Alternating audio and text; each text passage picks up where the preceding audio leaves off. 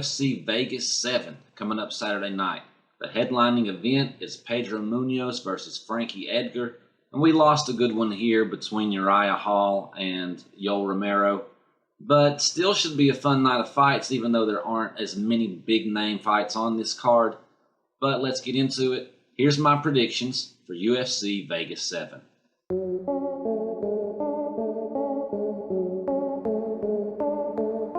In the build-up of this fight, a few weird things have happened. As mentioned, Uriah Hall and Yoel Romero get pulled.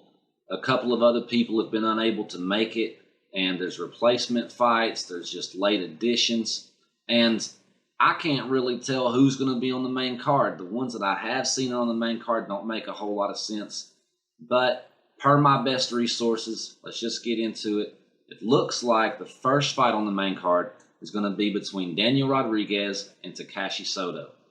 Rodriguez is 12-1 and on an 8-fight win streak. He only has 2 wins by decision. His 1 loss is by decision. And he's got several wins by KO, by TKO, and by submission. Sato is 16-3 with 11 KOs or TKOs, and he's 2-1 in the UFC right now. I say that because I expect both of these guys to stand and fight. I expect it to be a really entertaining fight. I also think it's a real contender for fight of the night. My only worry in the level of excitement for this one is that Rodriguez has shown a tendency to gas out a little bit in the past. Sato, he's lost by rear naked choke, and Rodriguez has shown he's a pretty good grappler with his submissions and such, but I don't really expect to see a whole lot of grappling in this one. Sato recently had a few issues with Belal Muhammad, who kind of smothered him and just kept Sato from getting going, but I don't see Rodriguez as that style of grappler. Sato has just torn people up when given the chance, most obviously Jason Witt, who he just beat the brakes off of in like a minute or less. Now, Rodriguez is a really tough guy. As mentioned, he only got 1 loss, and it's by decision.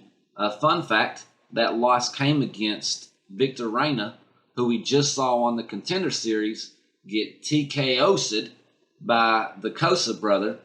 So that's kind of interesting. Well, I think that Sato is just going to be a bit of a different animal than Rodriguez has faced before. I think he's going to hit harder than Tim Means or Gabe Green. And if Rodriguez gasses like he has in the past, then those knocks are just going to keep on coming, and they're going to come more and more frequently. I'm calling Takashi Sato by KO.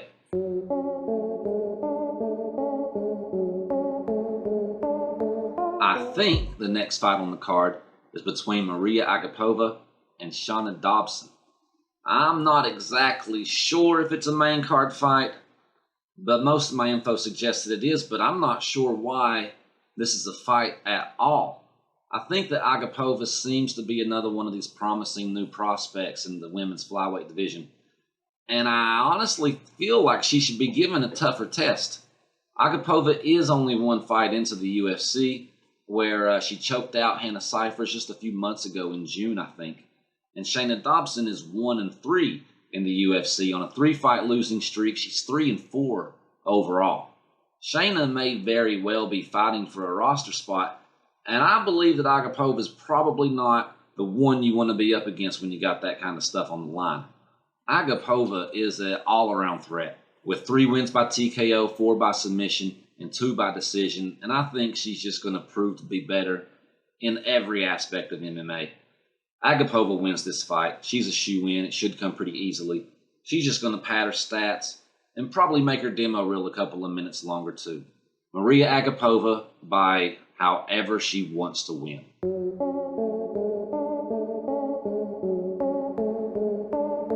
Next up is Marcin Prachnio versus Mike Rodriguez. This is another weird fight for me. Rodriguez is 1-2-1 in the UFC, and that 1 being the no contest coming after a loss to John Allen, and Allen popped for a banned substance.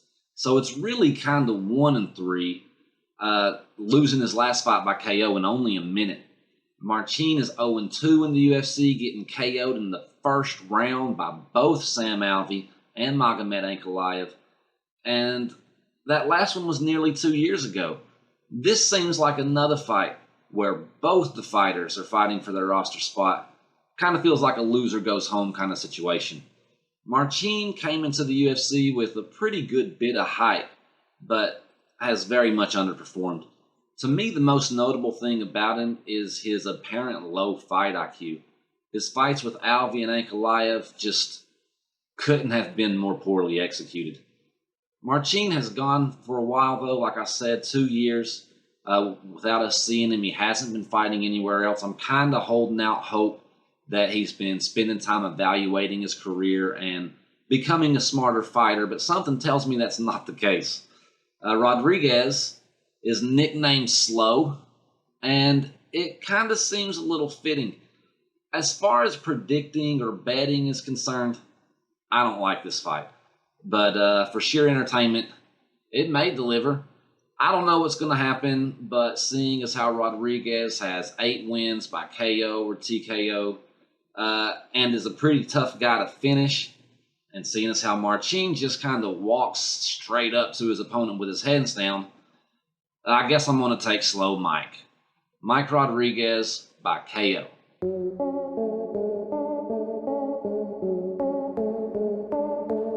Co-main event is Ovince St. Preux versus Alonzo Minifield.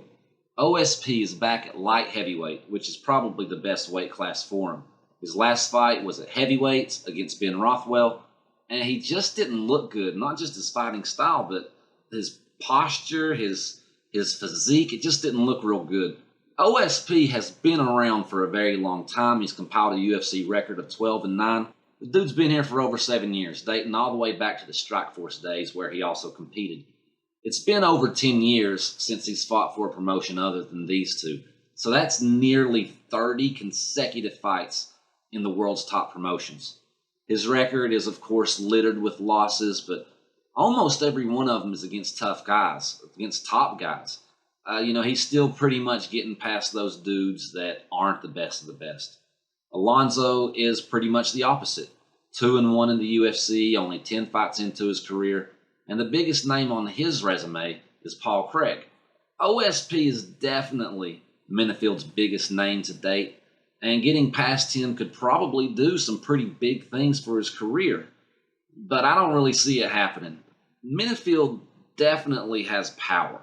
He has got 8 of his 9 wins by KO or TKO.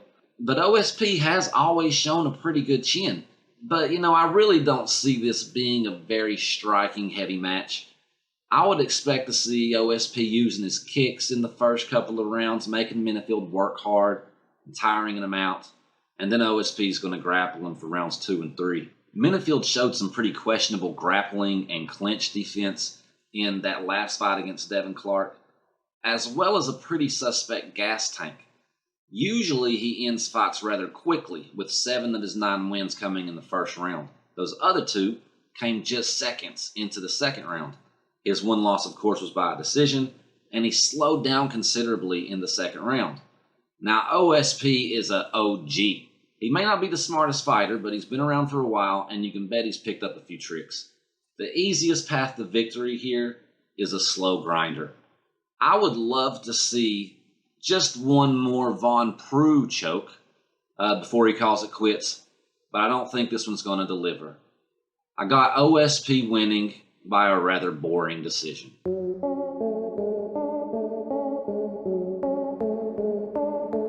The main event will be the number 5 ranked Bantamweight Pedro Munhoz taking on the Bantamweight newcomer Frankie Edgar. As mentioned, this is Frankie's first fight at Bantamweight, and he's on a 2-fight losing streak before dropping down. Munhoz is very good on the ground, and this may make Frankie think twice about using his wrestling, but probably not. Frankie's wrestling, although very good, has always been textbook and kind of basic. Single legs and double legs may not be the best idea against Munhoz because he's got a really good guillotine. And Frankie, well, he definitely doesn't want to get reversed on the ground and end up with Munhoz dropping bombs on top of him. Frankie will likely have the speed advantage here, but he doesn't want to get into a brawl with Munhoz. We see what happens there when in that fight against Garbrandt. Frankie's always been a very durable guy, though. He's made a career of it, and even has the record for most time spent in the octagon, being several hours. I believe he also has the record for longest average fight time, which is over 15 minutes. But then again, he's knocking on 40's door, and eventually that durability is going to go away. Munhoz may not hit as hard as Brian Ortega or the Korean Zombie or even Jose Aldo for that matter, but he does hit hard. And you got to think that Frankie won't be able to take as much in his old age and in this newer weight class. I'm really not sure this is a good weight class for Frankie either. We'll have to wait and see, but this is the second time he's dropped a division from that 155-pound division where he was once a champion. That said, Frankie is a champion in every aspect of the word. Not only is his X factor in that durability, it's also in his grit and sheer stubbornness. Somehow, I still think that a 5-round fight favors the old man, but that's if he can get it out of the second or third. I really don't think it's going to take that long. Munhoz has the ground game to submit Frankie. He also has the power to knock him out. I think one of those two things is going to happen. I'm calling Pedro Munhoz by TKO.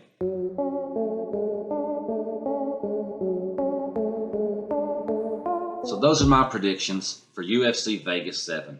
I look forward to the event even though some of these fights are a little out of place, maybe a little mismatched, maybe even a little undersold. But it should be fun nonetheless. Come back after the event, we'll talk about the winners and losers. Till next time.